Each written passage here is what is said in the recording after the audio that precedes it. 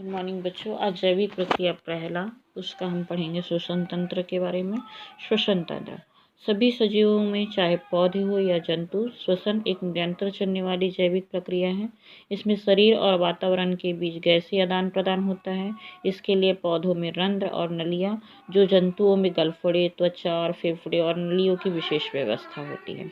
हमारे शरीर में मुख्य रूप से 2 फेफड़े और श्वसन संबंधी नलियों के जरिए गैसीय आदान प्रदान की व्यवस्था होती है। ठीक है। दाएं फेफड़े का आकार बाएं फेफड़े से थोड़ा बड़ा होता है। फेफड़ों की बनावट स्पंजी होती है। इसके अंदर श्वास नलियाँ कई शाखाओं में बटी होती है।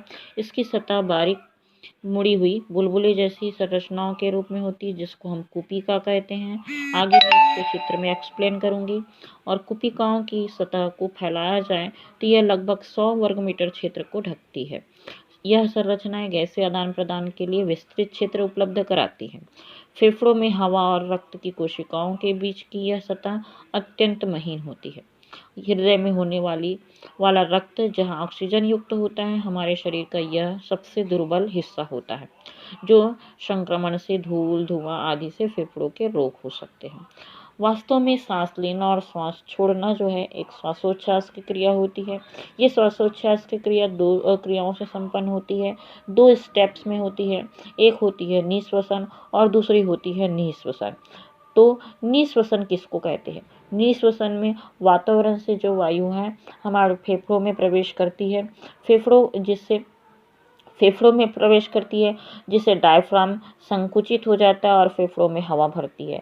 जब डायफ्राम का संकुचन होता है तो वह नीचे की ओर क्या हो जाता है, झुककर सपाट हो जाता है, जिससे वक्ष गुहा का आयतन बढ़ जाता है और फेफड़ों में हवा भर जाती है। इस क्रिया को हम कहते हैं निःश्वसन।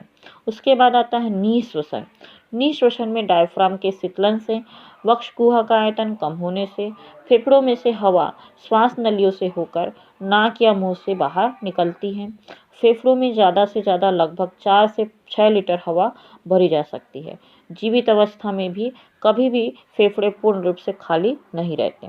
लगभग 1.5 से 2.5 लीटर हवा फेफड़ों में हमेशा रहती है। धूम्रपान से वायु प्रसार मार्ग में सूजन आ जाती है और श्लेष्मा ज़्यादा मात्रा में एकत्रित होने के कारण यह मार्ग संकीर्ण हो जाता है। धूम्रपान करने से फेफड़ों के संक्रमण होने की संभावना ज़्यादा हो जाती है, जिससे कुछ लक्षण, खांसी, सांस लेने में तकलीफ आदि, यह उस व्यक्ति और उसके परिवारजनों के स्वास्थ्य को स्थायी रूप से क्षति पहुंचाती है। ठीक है। तो ये हमारा श्वसन तंत्र से है। इसके हम लोग चित्र को देखते हैं। चित्र में हम ये देख रहे हैं, ये पूरा श्वसन तंत्र है।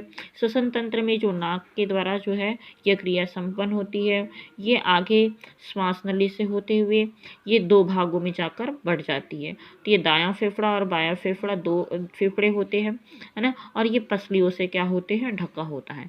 और ये जो गोलाकार दिखाई दे रहा है, ये डायफ्राम होता है। जब इसमें हवा भर जाती है तो डायफ्राम नीचे धसक जाता है, और जब इसमें ये हवा इसमें से बाहर निकलती है तो ये ऊपर की तरफ उठ जाता है, जो अभी मैं बताई तुमको, निःश्वसन और निःश्वसन। अब इसके अंदर जो संरचना छोटी छोटी दिखाई दे रही है वो हमको इस रूप में दिखाई दे रही है। ये जो कुपिकाएँ होती है, कुपिकाएँ जो हैं लास्ट में एक गोलेकार रचना बनाती है, जो कुपिका कोश होती है। इस कुपिका कोश में जो भी हवा होती है जो श्वसन के माध्यम से ग्रहण की जाती है, इस कोश में जाकर भर जाती है, जिससे ये कोश जो है वो फूल जाता है। तो ये कहलाता है कुपिका कोश, जो कुपिका वाहिनियों के द्वारा ये बनता है।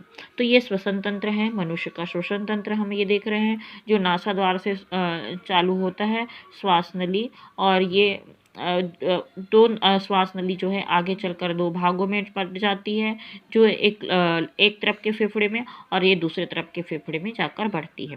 तो ये श्वसन तंत्र हम देखें। आमतौर पर श्वास नली और आहार नाल के बीच का वाल्व सांस लेते समय खुला रहता है और भोजन गटकते समय वाल्व श्वास नली को बंद कर देता है। कभी कभी जल्दी निकलते समय यह ठीक से बंद नहीं हो पाता।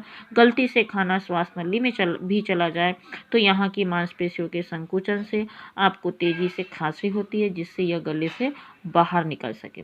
सांस लेने की प्रक्रिया में नाक और मुख से हवा अंदर जाती है और हवा ही बाहर निकलती है। बाहर निकलने वाली हवा का तापक्रम अपेक्षाकृत ज़्यादा तथा उसमें ऑक्सीजन की मात्रा कम और कार्बन डाइऑक्साइड की मात्रा ज़्यादा होती है।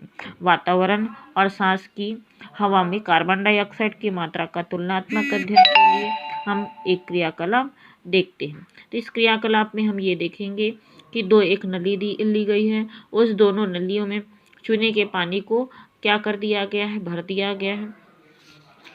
चूने का पानी को भर दिया गया है। अब चूने के पानी में एक में हम क्या करते हैं, कार्बन डाइऑक्साइड प्रवाहित करते हैं और एक में तो ये जो है जब हम सांस लेते हैं ना, तो सांस लेते हैं तो एक में हम क्या करते हैं, सांस को जब छोड़ते हैं तो छोड़ने से जो चूने का पानी है वो दूधिया हो जाता है। इससे हमको पता चलता है कि हमारे मुख के अंदर से जो हवा निकल रही है, गैस निकल रही है, वो क्या है, कार्बन डाइऑक्साइड है।